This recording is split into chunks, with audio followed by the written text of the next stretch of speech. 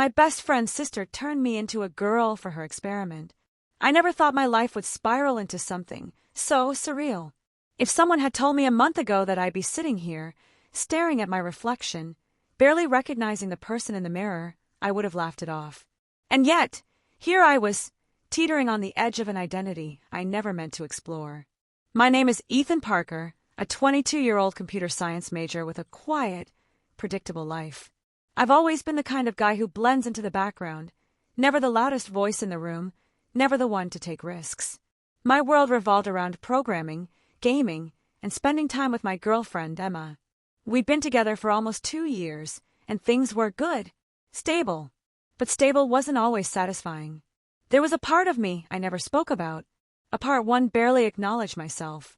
I wasn't a crossdresser, at least, not in the way most people might assume. It wasn't something I did for fun, nor was it something I actively sought out. It was more of a quiet curiosity, a whispered fascination that lingered in the back of my mind.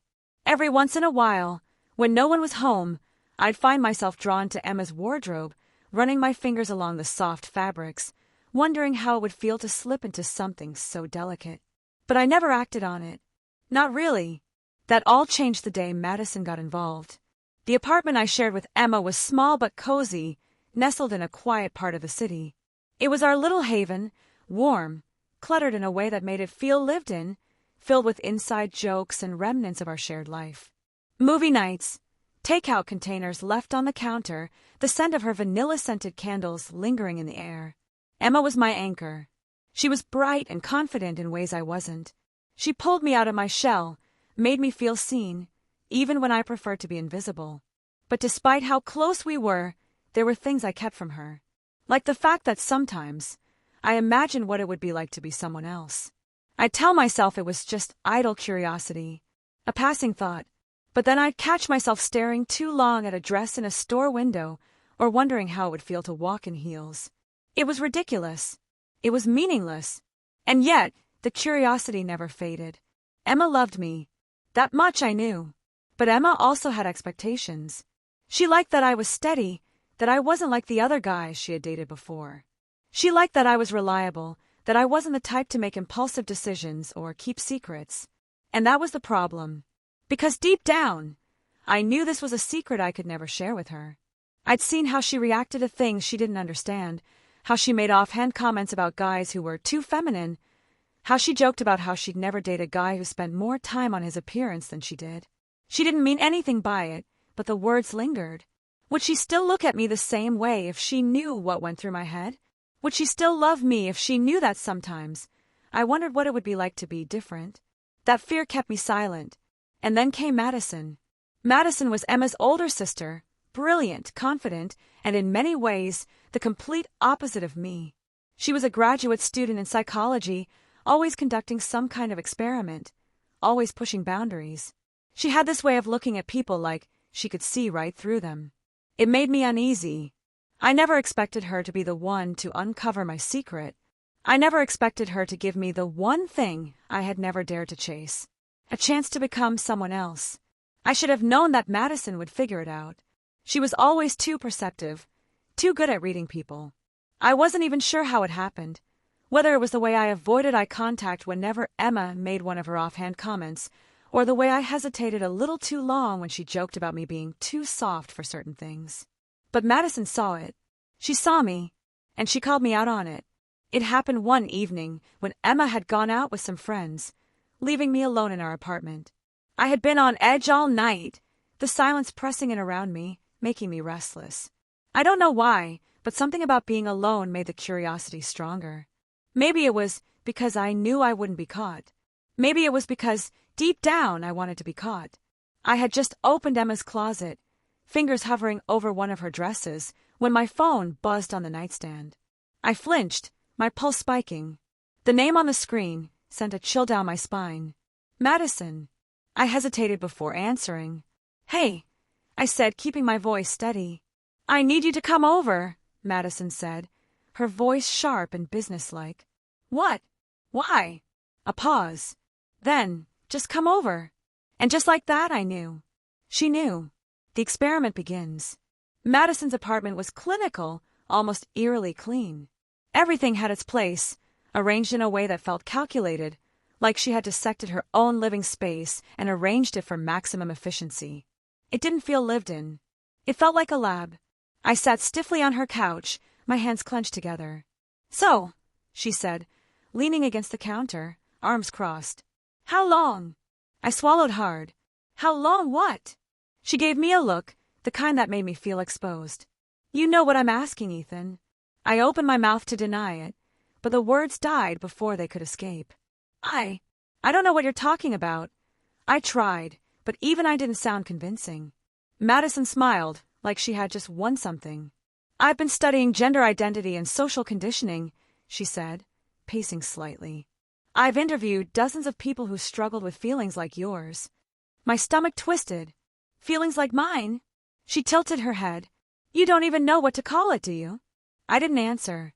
Madison's expression softened slightly, and that scared me more than when she was smirking. "I want to try something," she said finally. I tensed. "Try what?" She studied me for a moment before speaking. "A transformation."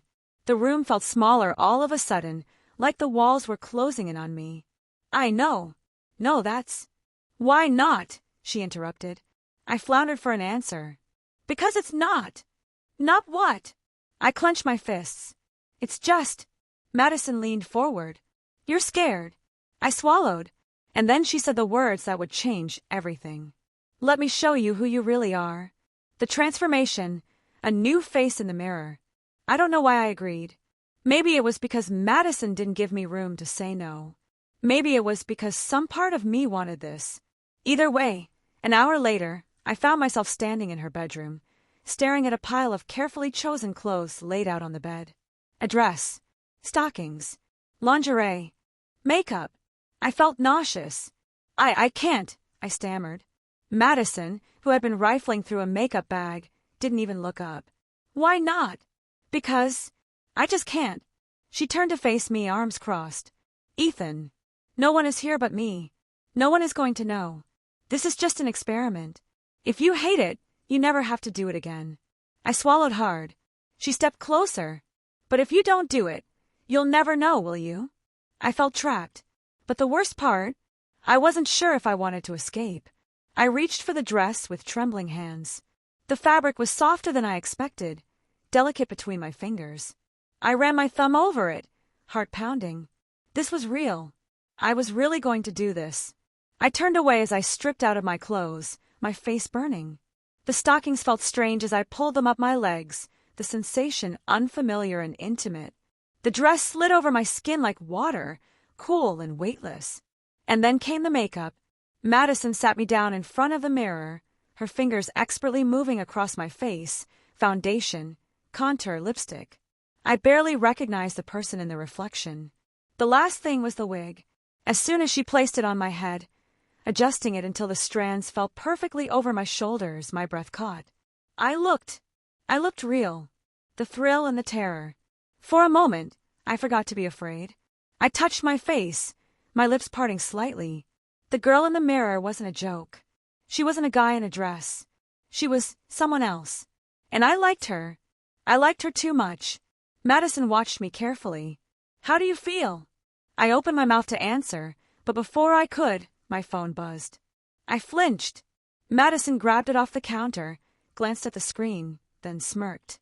"Well, well." She held it up. "Emma." My stomach dropped. I should get back." I mumbled, but I didn't move. Madison raised an eyebrow. "Are you sure?" I hesitated. I wasn't sure of anything anymore. The phone kept buzzing. Emma's name glowed on the screen, cutting through the dim light of Madison's apartment. My heart slammed against my ribs as I stared at it, unable to move. My hands were still trembling, fingertips brushing against the delicate fabric of the dress I was wearing. I felt trapped between two worlds, one where I was Ethan, the dependable boyfriend, and the other where I was whoever this girl in the mirror was. "Are you going to answer it?" Madison asked, her voice calm, almost amused. I licked my lips, but they felt foreign, slick with lipstick that wasn't mine. I don't know what to say," I whispered. Madison leaned against the counter, watching me like I was some kind of lab experiment that had just taken an interesting turn. You could always tell her the truth. I snapped my head toward her. Are you insane? She smirked. Just a suggestion. The phone stopped ringing, but the silence wasn't any better. Then, a second later, a text. Emma, hey, I got out early. Thought I'd surprise you. Be home in 10. My stomach dropped. Oh shit, I breathed. Madison's smirk vanished. She's coming here? No, I said quickly, shaking my head. She's going to our apartment, where I'm supposed to be. For a split second, we just stared at each other. Then, Madison sprang into action. All right, you need to change. Now. I scrambled to my feet, nearly tripping over the stockings clinging to my legs. My entire body felt wrong, like I'd been playing a dangerous game and suddenly remembered there were consequences. My hands fumbled at the hem of the dress, but the zipper was stuck. Madison grabbed my wrist. Stop panicking. My breath came in shaky gasps. I can't, I need to. The phone buzzed again. Emma, are you home? I squeezed my eyes shut. I'm screwed. Madison grabbed my face, forcing me to look at her. Listen to me. You are not screwed. You just need to keep it together. How? My voice was barely a whisper. She didn't hesitate. You go home. Like nothing happened. I stared at her, my reflection mocking me from across the room. Could I really just pretend? Act like I hadn't just seen myself as someone else? The thought made me sick. But I didn't have a choice.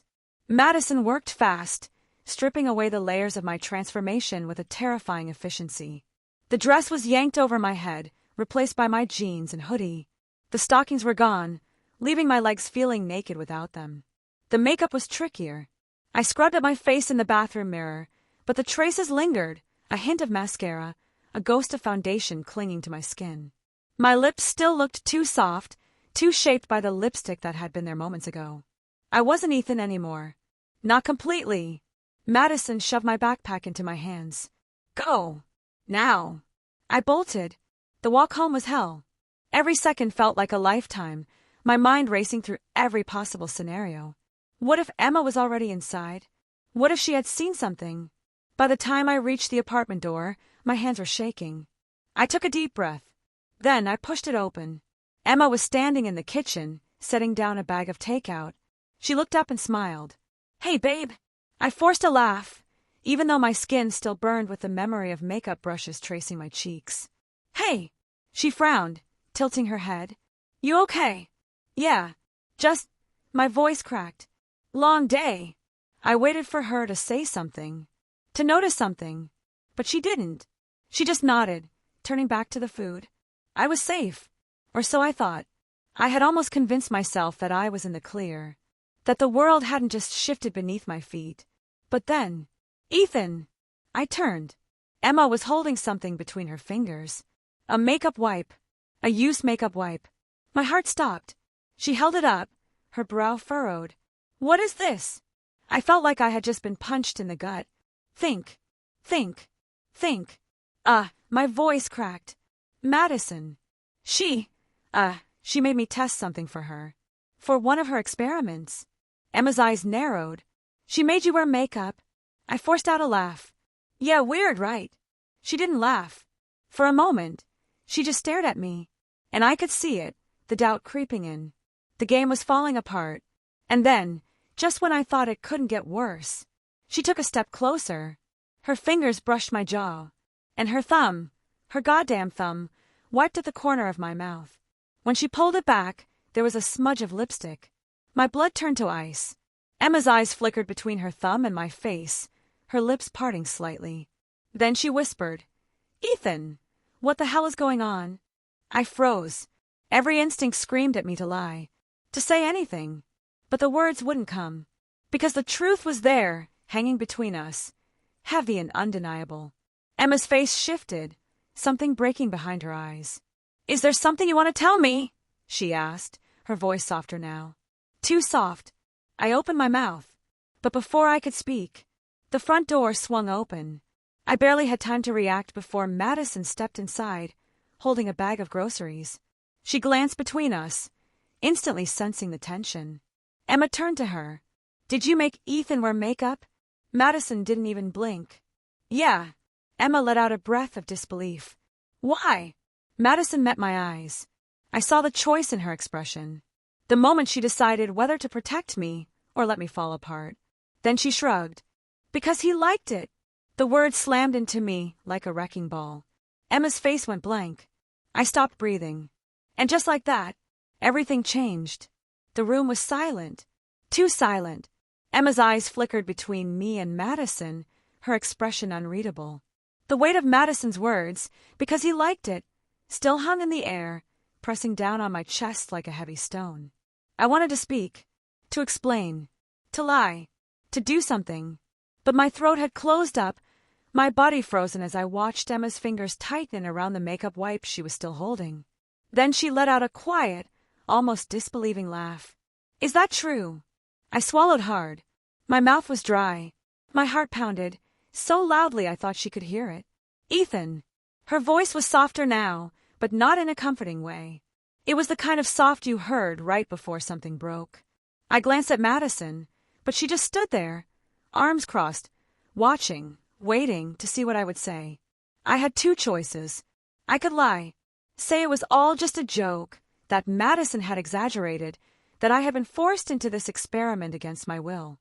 Or I could tell the truth, that I had liked it, that I hadn't just gone along with it, that I had wanted it, that seeing myself in the mirror like that had made me feel something real, something I couldn't quite explain.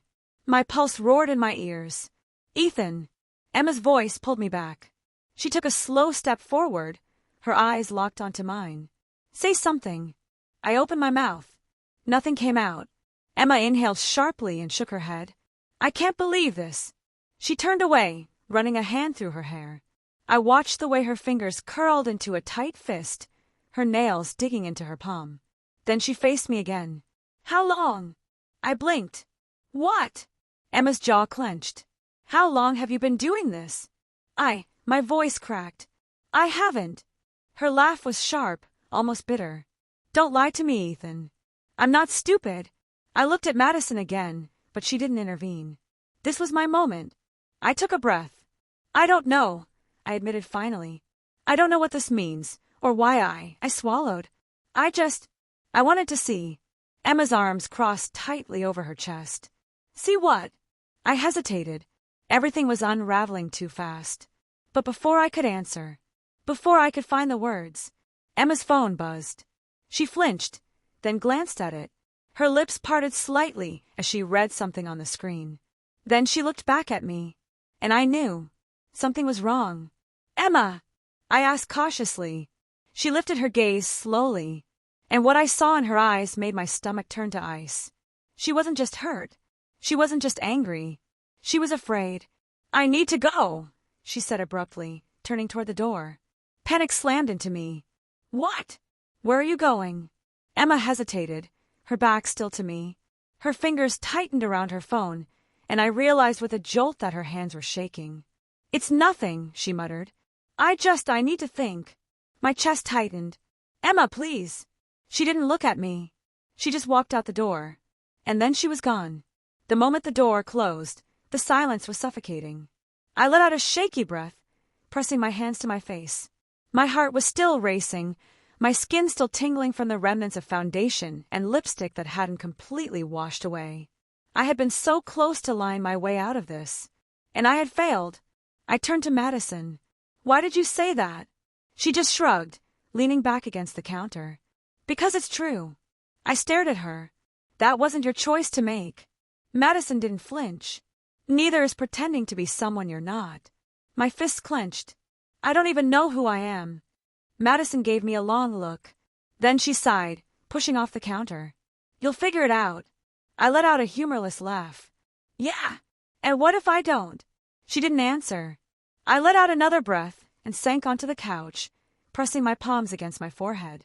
Everything felt wrong, like the ground beneath me had shifted, and I wasn't sure where to step next. Then my phone buzzed. I glanced at the screen. My stomach dropped. Emma, we need to talk. But not here. I sat up straighter, my fingers hovering over the keyboard. Then another message popped up.